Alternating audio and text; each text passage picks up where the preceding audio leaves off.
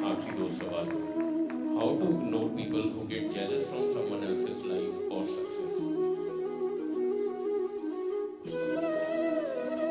Jealousy किस कारण आती है? जो चीज उसके पास है हमारे पास नहीं है, उसी के बारे में जेलसी होती है ना। कभी कभी इस बारे में भी जेलसी होती है कि वो चीज मेरे पास है पर उसके पास भी है, इसी से जेलसी होती है। तो जब जेलसी मन में आती है तो ये पहली बात मान लेनी चाहिए। अपनी ओर से शुरुआत करते हैं। अगर हम में किसी में जेलसी आती है कि अरे उसके पास ये वस्तु है मेरे पास नहीं है, मेरे पास है पर उसके पास भी है, उसकी जेलसी होती है, तो पहले तो ये मानना चाहिए कि हर एक व्यक्ति अपने कर्मों का खाता पीता है। कोई दूसरे के कर्म का खाता पीता नहीं है। हर एक व्यक्ति अपने किए का ही खाता है। तो अगर उसे अमुक चीज प्राप्त हुई है तो उसके कोई ना कोई कर्म है जिसके कारण वो उस कर्म का उपभोक्ता बना बैठा है। तो हम अगर उसे जितना भी उससे छीनना चाहे या जलना चाहे, उसकी वो वस्तु जलने वाली है नहीं, ये मानना पड़ेगा। संत ज्ञानेश्वर जी ने एक कहा है, कहावत क्या कही है? तरी न्यूनते पुरते अधिकते सरते। आपके नसीब में, आपके कर्मों में जितना मिलना तय है, उससे अगर ज़्यादा मिलता है निकल जाएगा, उससे अगर कम मिलता है भगवान उसकी पूर्ति कर देगा। तो कोई भी किसी का भी भाग्य छीन नहीं सकता भाग्य। पांडवों का भाग्य छीनने का प्रयास कौरवों ने किया, कौरव नष्ट हो गए, पांडवों को उनका भाग्य मिल ही गया। प्रभु राम जी के राज्य भाग्य को छीनने का प्रयास कैकेयी ने किया। कैकेयी ने बहुत किया प्रयास। राम जी को कुछ समय तक भोगना भी पड़ा वनवास, परंतु राज्य करते हुए उनको जितनी कीर्ति न मिल पाती, उतनी कीर्ति लेकर के वे वापस आ गए।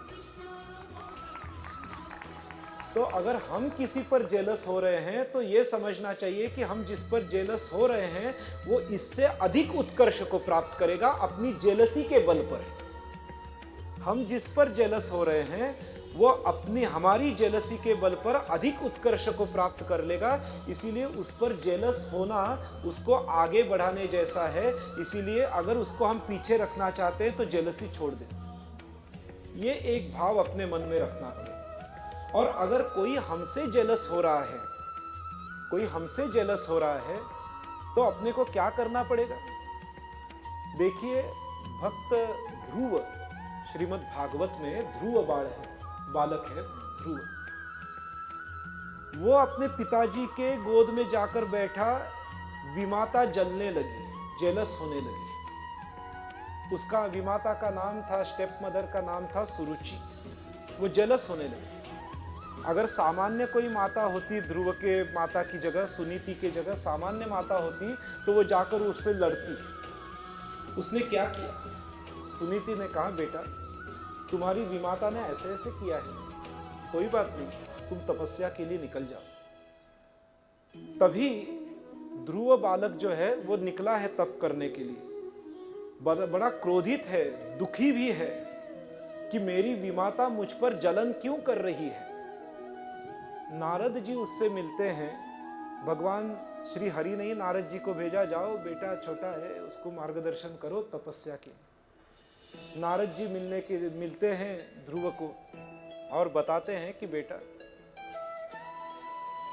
हमसे जो बड़े होते हैं उनका सम्मान करो,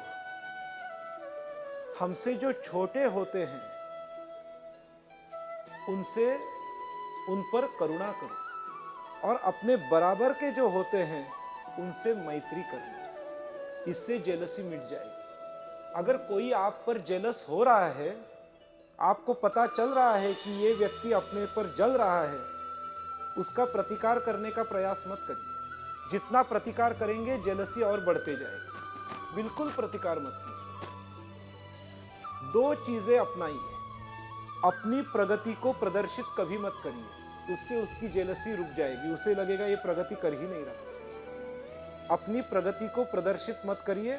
और दूसरी बात, जब वे मिलेंगे उनसे मीठे बात करिए, कि आपकी कृपा से, आपकी आशीर्वाद से मैं बढ़ रहा हूँ, बस उसकी जेलसी समाप्त। समझे कि उसकी जेलसी समाप्त करने के दो मार्ग हैं। अपनी प्रगति को कभी प्रदर्शित मत करो, और दूसरा मार्ग है कि मेरे प्रगति में आपका भी सहयोग है, ऐसा ही सहयोग बनाए रखें। ऐसा प्रणाम करते हुए या मीठे शब्दों में उनको कह दीजिए।